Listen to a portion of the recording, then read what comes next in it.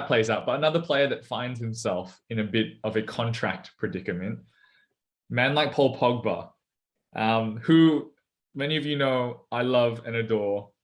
Just one of my favorite players to watch. His contract is fast running down, but obviously he's had his injury woes and hasn't been playing that much.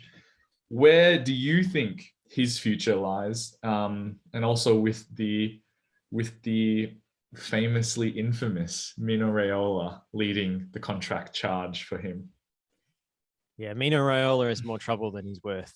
And sometimes his clients are too, unfortunately. Paul Pogba, according to some stories in the English tabloid press, which we know are not always reliable, but there is a story out there that Paul Pogba has been offered Ronaldo money, been offered £500,000 a week, which, I mean, I wonder if Mo Salah read that story and thought, like, what the, what do I have to do?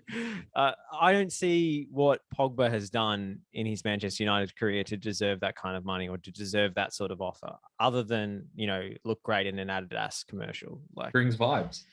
He does bring vibes, but does he bring success? And he's one of these players, he's a Goldilocks sort of player that everything has to be perfect for. You know, it reminds me of the situation of Tanguy Ndombele at Tottenham at the moment. You know, you've got to have the right midfield balance around him and give him less defensive responsibility and let him play on the left of a midfield. Like, there's been so many theories bandied about why Paul Pogba can't replicate what he does for France for United, or what he did at Juventus for United. And before you go on, right? Like, we've talked about this. What is the perfect system or situation that he has to exist in to be able to replicate that success? And for people that aren't really familiar with what we've spoken about before, what is the perfect situation for Paul Pogba to operate in midfield? Well, there's sort of 2 points in his career where you thought that he was a world-class player, and that was during the time at Juventus, when he was playing in a 3-5-2, and he was basically the 10, the player who was given license to go the furthest forward. And he had Arturo Vidal alongside him, who did a lot of the pressing and a lot of the defensive work, and Andrea Pirlo behind him, who kind of dictated the tempo. So that just left him the freedom to dribble and the freedom to get into the box and do things in the final third, essentially.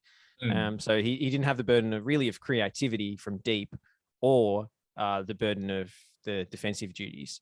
And he also had BBC behind him, Bonucci, Barzagli, Chiellini. So, you know, that back line with Buffon as well, there wasn't too many teams who were getting past that back line. So sometimes his defensive shortcomings weren't exposed in the same way. Yeah. Then you look at France in the 2018 World Cup, and I think that team was pretty ordinary and got a long way off playing pretty pragmatically and counterattacking. Yep. But he had N'Golo Kante in midfield with him. So that's just, I mean, N'Golo Kante was so good. He got Danny Drinkwater England caps. Like, you know, so I mean, yes, he didn't have a great game in the final, and Nzonzi had to come on and sort of stabilize France in that game. But but throughout the tournament, you know, Pogba was able to operate at his own pace, so to speak, with Kante alongside him. So, yeah, look, I don't know if a player who has to have everything perfect to deliver the right performances is worth investing that sort of money in. And just the saga of Pogba at United and the agent shenanigans and so forth, and is he going to leave? Is he going to stay? You know, I'm a bit tired of it, and I think everyone could use a fresh start, which is why I think Pogba hasn't actually signed that new deal, because United hasn't been good for him either. Yeah. And do you think that this deal is put on the table to secure their commercial asset, right? Like to make sure that he doesn't leave on a free, that they can tap him out for what he's worth brand-wise? Or do you think there have been conversations behind the scenes with the new management, the coaching staff, and they believe that they can actually get the best out of Paul Pogba? I think commercial considerations rule the roost at Manchester United. And Ralph Rangnick is not currently the director of football, even if certain newspapers might like to portray him as such. He is not. He's the coach, and the role he moves into after this season is an advisory one. He doesn't get to make the final call. which is the fundamental shortcoming of this whole arrangement. So they've Yeah. still got, even though Ed Woodward's gone, they've still got bankers making the decisions, essentially. So I think first and foremost, it's a commercial consideration. But secondly, it's the embarrassment of having spent £80 million, having broken a British transfer record on a player, and then letting him leave on a free transfer. That would be embarrassing for Manchester United. But I think they need to swallow their pride and let him walk, because getting his wages off the books will open up an opportunity for a new number 6, which is what this team really, really needs. Manchester United should have been throwing money at Marcelo Brozovic. Yeah. In my opinion. I know he's 29, but he's currently, for me, the best, or one of the best defensive midfielders in the world. And instead, he's agreed a bargain basement value extension at Inter, which, I think is a huge missed opportunity. If they lost Pogba on a free, they could have got Brozovic to replace him on a free.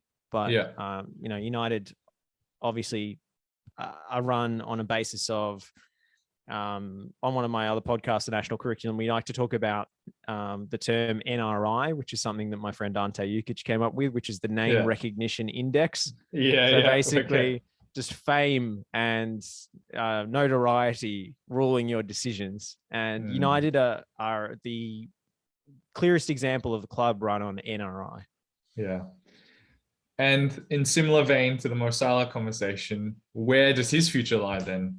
If he doesn't sign, who are willing to stump up the cash and take a risk, right? I mean, when you talk about Paul Pogba, how much football have we really seen from him in the last year, 2 years, to then justify a big contract for him to come to your football club? In my mind, there've been talks of PSG, which might make sense to go there. You talk about a club run on NRI, which is something that I'm going to use now. PSG are the biggest club that use that. And then, he would fit in that team, if not for footballing ability, just for sheer star power. But, does anyone else seem like a good fit? I think PSG is the place. I mean, Pogba in Paris, that would be fun, right? That's the ad campaign. There's clearly a gap there opening up in the wage structure with Mbappe leaving. Obviously, they don't play the same position, obviously.